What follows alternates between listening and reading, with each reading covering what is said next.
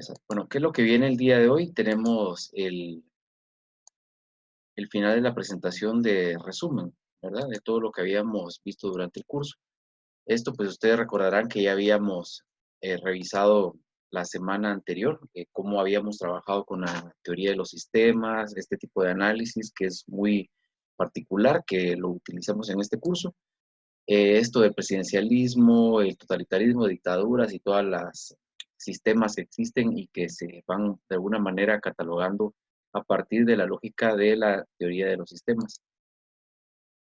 Pasábamos al constitucionalismo social, ¿verdad? Que lo explicamos, hablábamos de Weimar y de México, y después hacíamos una comparación entre la democracia centralizada de la Unión Soviética o la Revolución Rusa y cómo se fue construyendo ese régimen de partido único. Mientras que en la Revolución Mexicana se hablaba de un presidencialismo y no reelección, ¿no? Después pasamos a lo de la República de Weimar, que es algo bastante complejo, ¿verdad? Todo el juego de poder que hay entre los socialdemócratas, los comunistas y los independientes. Y finalmente, pues logra triunfar el nacionalsocialismo implantando un régimen totalitario, un sistema totalitario. De aquí, en esta parte sí nos explayamos un poco más, explicando cuáles eran las razones de la aparición del totalitarismo nazi-fascista. Y tenía mucho que ver con la presencia de la revolución bolchevique y cómo se irradiaba toda esa lógica y pensamiento revolucionario a todos los proletarios del mundo, ¿no?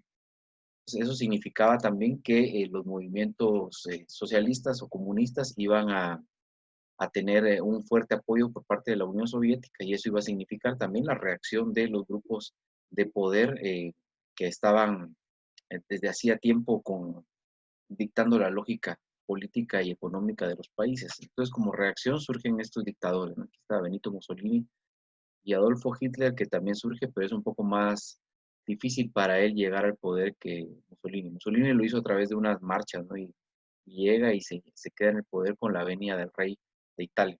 Mientras que Hitler tuvo como premisa destronar toda la lógica del constitucionalismo social de la República de Weimar.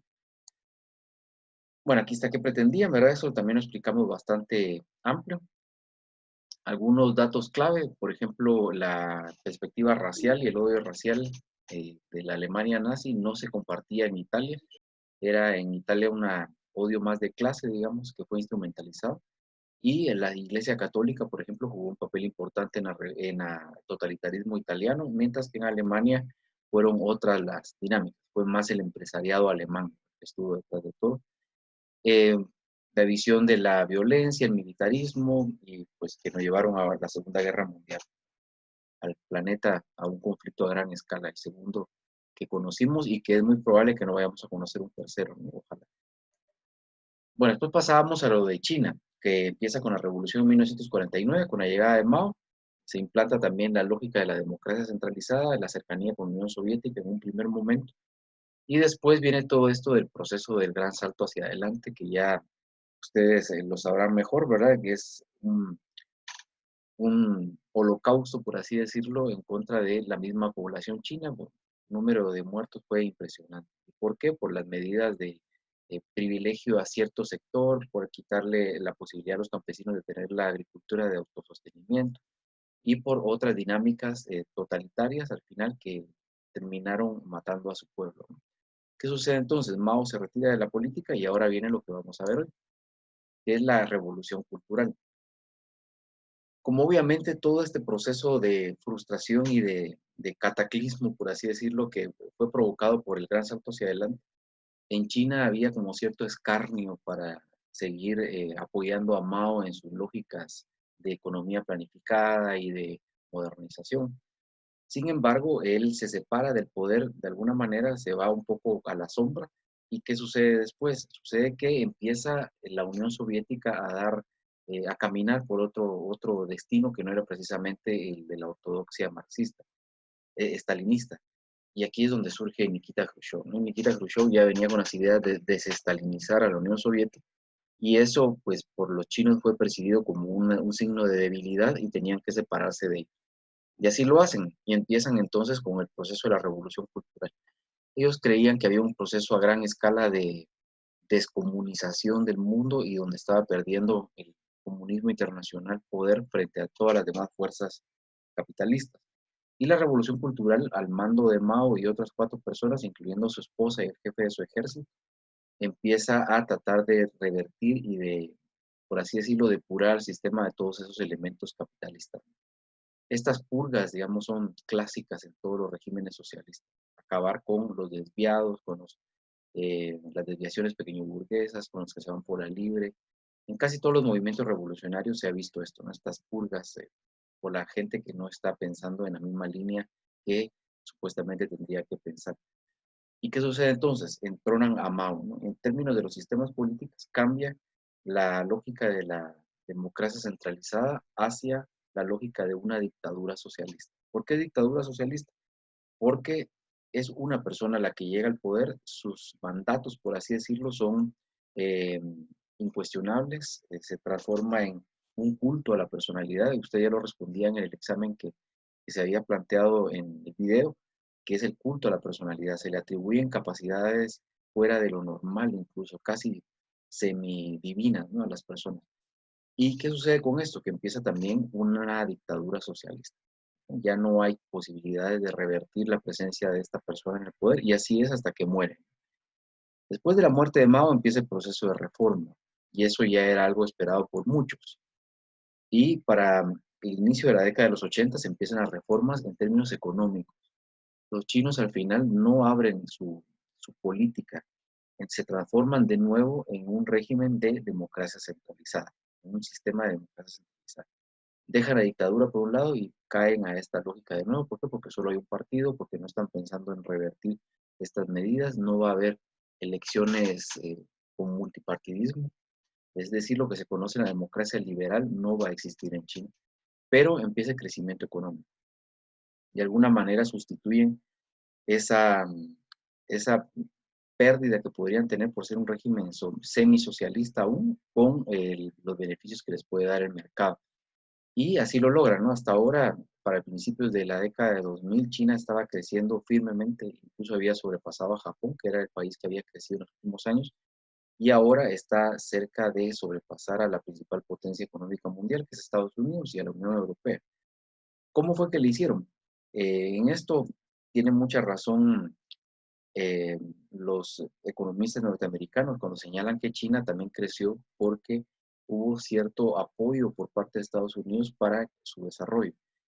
Estados Unidos transformó a la China en una gran maquila del mundo y les dio la oportunidad de consumir todas sus mercancías para que ellos fueran saliendo adelante, por así decirlo. Y obviamente China salió adelante y salió muy adelante, porque de ahí se transformó en la opción de mercado frente al petrodólar y a toda la lógica económica norteamericana, casi que destronándolo, ¿no? Y lo están logrando, y ahora ahí incluso están ya pensando en el traslado de la moneda.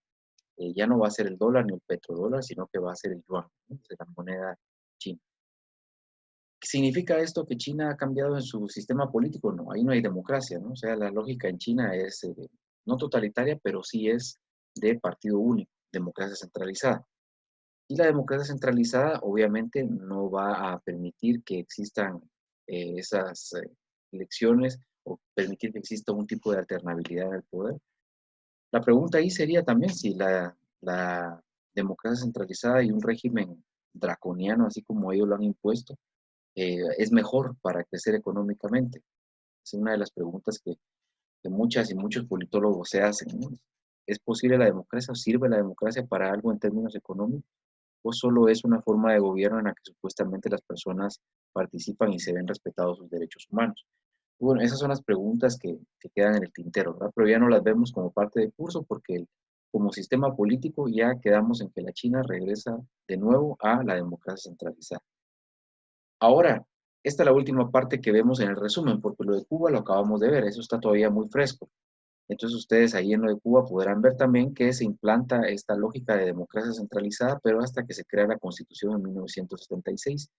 Anteriormente lo que era el traslado de una dictadura de Fulgencio Batista hacia un régimen presidencialista.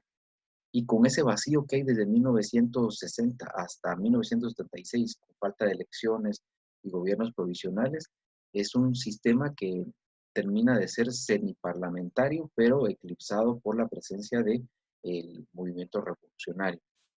Entonces, habrá que preguntarse qué tipo de sistema es. Y después ya, en algunos momentos, tiende a ser una dictadura con la presencia de Fidel Castro como máximo líder de la Revolución cubana. Pero bueno, esos son los sistemas políticos que fuimos conociendo a lo largo de este curso. La clave para comprender el siglo XX es comprender la democracia centralizada, los totalitarismos y las dictaduras. Esos tres conceptos son los que están todo el tiempo orbitando en la escena política del siglo XX. Ahora el siglo XXI ya será otra cosa, ¿no? Pero como parte del curso de Sistemas Políticos 2, vemos hasta acá. Bueno, ¿qué viene después de esto? Como ya necesitamos evaluar los últimos 5 puntos de zona, pasamos a este trabajo grupal, ¿verdad? Es en grupos de 5 personas. Me preguntaba alguien que si podían ser los mismos grupos del video. Sí, si quieren pueden hacerlo así, eso no es problema. Solo hay 2 personas que quedaron sin grupo. Entonces, estas personas yo les recomendaría una o que se integren a algún grupo o 2 que formen un grupo con la otra persona que quedó sin grupo. Ya ustedes sabrán quiénes son, ¿verdad? Entonces, la idea es que respondan estas hojas en no más de 5 líneas. La primera parte es definir los siguientes términos y además mencionar en cuáles casos de los vistos en clase se aplica. Entonces, para que ustedes lo vean, ¿verdad? ¿Qué es el constitucionalismo social? ¿Qué es la dictadura del proletariado? La dictadura, la socialdemocracia, el totalitarismo, democracia centralizada, fascismo, consejos de fábrica, tierras ejidales y neocolonialismo, ¿verdad? Esa parte esperaría yo que la respondan. Me imagino que no se llevarán más de 2 hojas, 2 páginas para hacerlo, si toman en cuenta que son 5 líneas cada uno, ¿no? Después, hacer una línea de tiempo, ¿verdad? La vez pasada ustedes hicieron unas líneas de tiempo muy interesantes. Por desgracia, ahora no tenemos la posibilidad de hacerlo físicamente y que me lo entreguen en un trabajo más manual, digamos, ¿verdad? Entonces tendrán que hacerlo algún, en algún programa, ya sea en Word o en PowerPoint, ustedes sabrán dónde lo pueden hacer. Hay programas para hacer líneas de tiempo muy interesantes. Pero bueno, en esto, ¿qué tienen que tener, verdad? En esta línea de tiempo.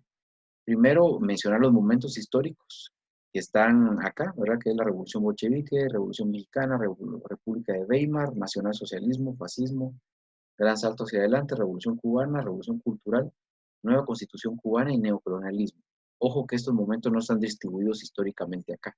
Es decir, ustedes van a descubrir en qué momento de la historia se van a ver. Una historia lineal, ¿no? Una historia que empieza en un momento y termina en otro momento. ¿Verdad? Eso es lo que les pediría ahora. Y si ustedes quieren hacerlo, pueden ir mencionando el tipo de sistema que se va implantando en cada uno de ellos.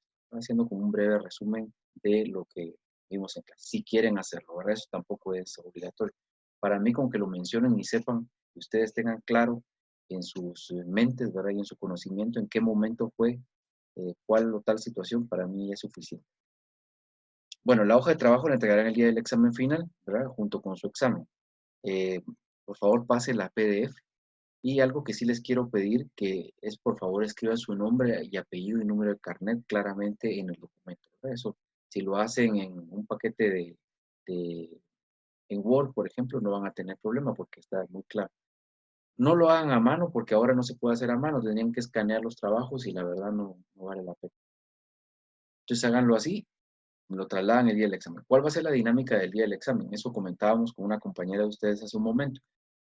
El examen yo creo que va a ser el día 18, si no estoy mal, el día martes 18.